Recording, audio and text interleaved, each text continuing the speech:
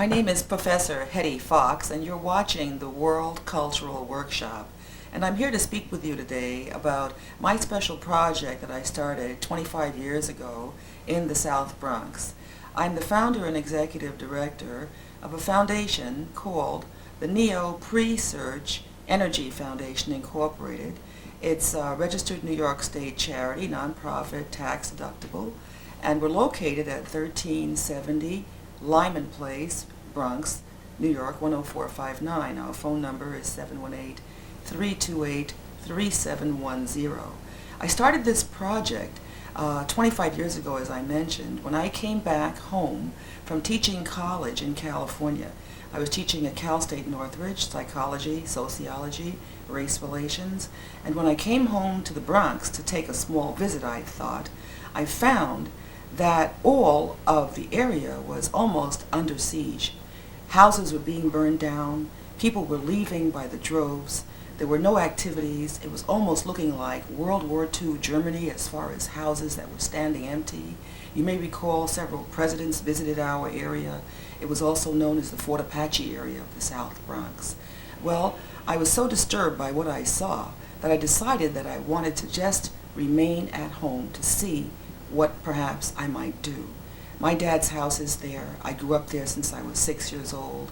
We had a great time growing, even though we were not wealthy people. We were very hard-working people, but we had good activities as youngsters coming up. We got to know each other. We formed friendships, and these were some of the things that I felt were gravely in danger in that area at the time. And it seemed very, very unprofessional for so many people who grew up in inner cities like I did to simply turn their backs at a special time when we need to really focus. So what I had to do was to just start organizing, start saving buildings. I rescued the building right next door to our house. I started staying open until 10:30 in the evening for children to have activities, chess, checkers, arts and crafts, science, mathematics. I started fighting to get buildings renovated, as I mentioned, and also trees planted. It took about 5 years to get 21 trees planted on the block. Then I had to rescue a second building, which became my home and headquarters 2 doors down. My good friends Bobby and Pudgy Regala grew up in that building, and I was very concerned when I saw vandals in there tearing the building apart. So I decided that I'd just go in and take them out and decide, I mean, not take them out literally in that sense, but at least ask them if they would not mind going someplace else, and we rescued that building. So my dad was very concerned about that whole approach. He thought it was not too safe to do that kind of thing, but I felt, well, if we didn't make a show of our concern and rescue those buildings, that perhaps we would not be there very long ourselves. So then I had to move on to rescue the larger apartment buildings on the block. That took about 11 years in one case of getting 2 buildings renovated back to normal so that 50 families could have a home. We also had to struggle to stop the city from throwing 50 other families out of other buildings that were not totally empty at that time. It also required that we present some continuing activities, especially during the summer months. That's when we started closing down the street for children to play. From 8 in the morning until 8 at night, we started a summer play street program, which many blocks can do if you are living on a one-way residential street and you get an application from your planning board in April, and 51% of your residents on your block, no matter where it is in New York City, are in favor of signing that petition, and the local police precinct also signs, you may return that application to your planning board the first week in May, and perhaps you too can close your street down every day in the summer for children to play. I have a picture of what our street looks like, and perhaps it might be helpful if you can see that this is what the block looks like after so many years of work. There's my dad's house there where I grew up. Some of the trees we got planted, we had 21 ginkgos, and you know that's a 2,000-year-old tree.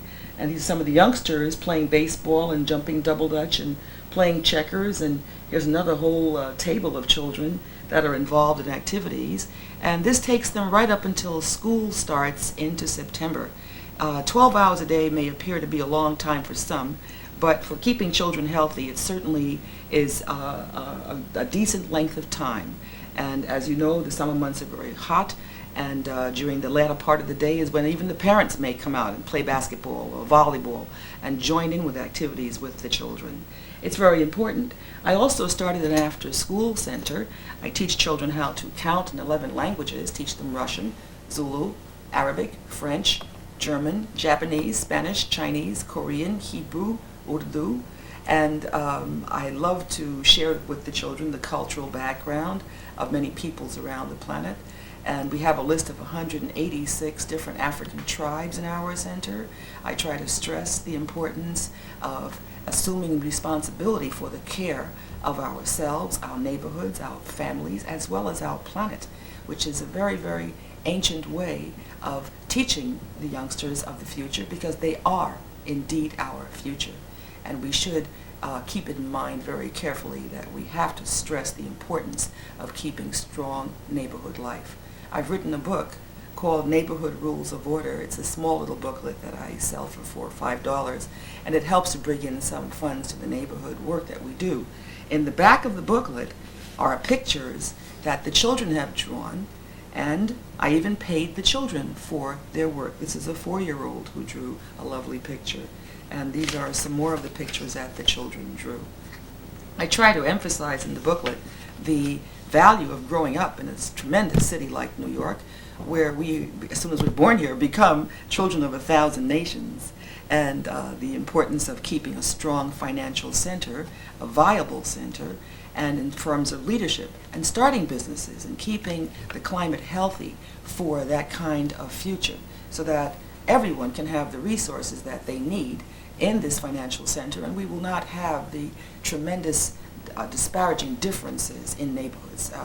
It's shocking to see the way we are not caring for our future as New Yorkers, and especially in a country this great. We should be doing a much better job than we are. I'm in hopes that in your watching the World Cultural Workshop, that perhaps you may be able to contact me, invite me to speak at your college campus or at any meetings that you may have, or just, if you can, send something to assist us. We're at Post Office Box 542, Bronx, New York, 10459. The telephone number is 1-718-328-3710, and I'm Professor Hetty Fox, and that's the Neo Pre-Surge Energy Foundation Incorporated. Thank you so much.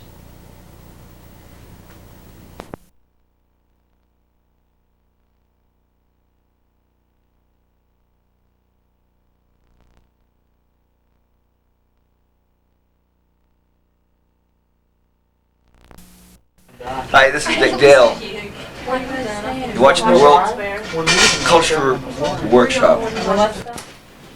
Hi, we are the Scorpions, and you're watching the World Culture Workshop. Nolly family.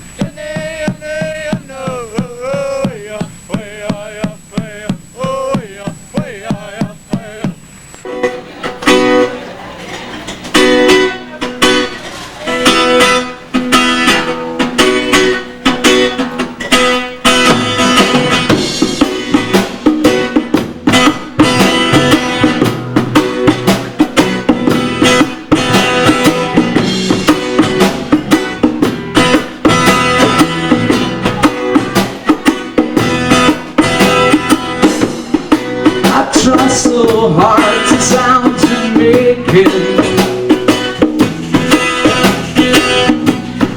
You'll never think I came from Cheyenne. Dreadlocks under my cowboy hat. Oh, oh. Gun jack in my sandbag. Oh no, oh no.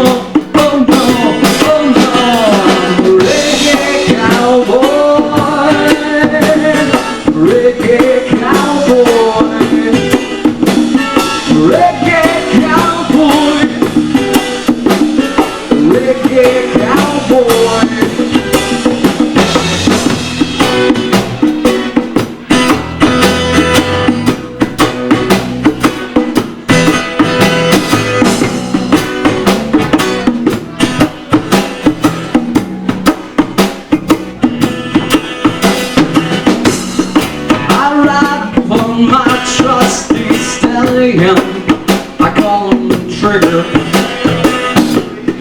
I smoke the earth for my salvation. Man, we like Pearl Haggard sound. Okay, from the Skokie. Them missiles on the ground.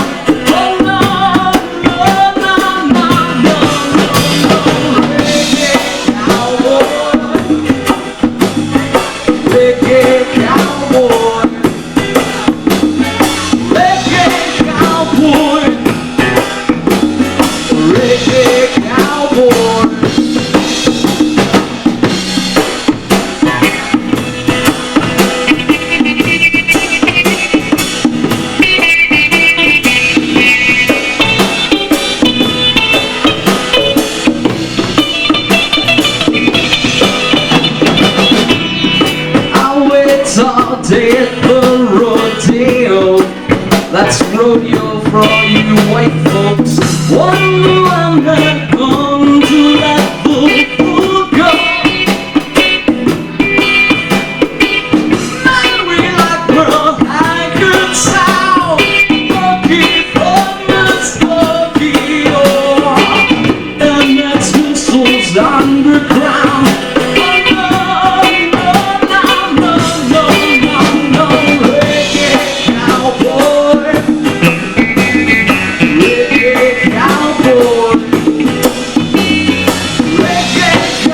cowboy. Redneck cowboy. Yippee-yi-oh-ki-yay now. Yippee-yi-oh-ki-yay now. Yippee-yi-oh-ki-yay now. Yippee-yi-oh-ki-yay now, now,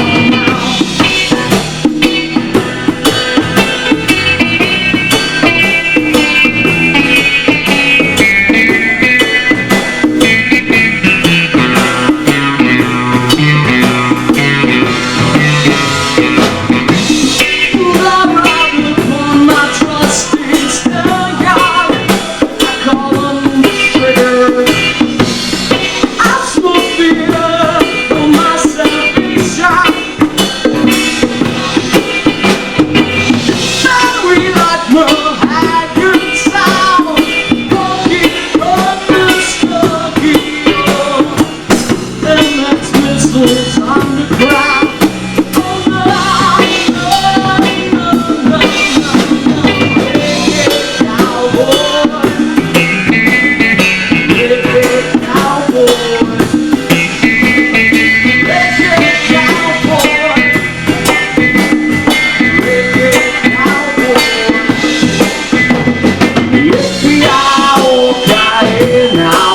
now.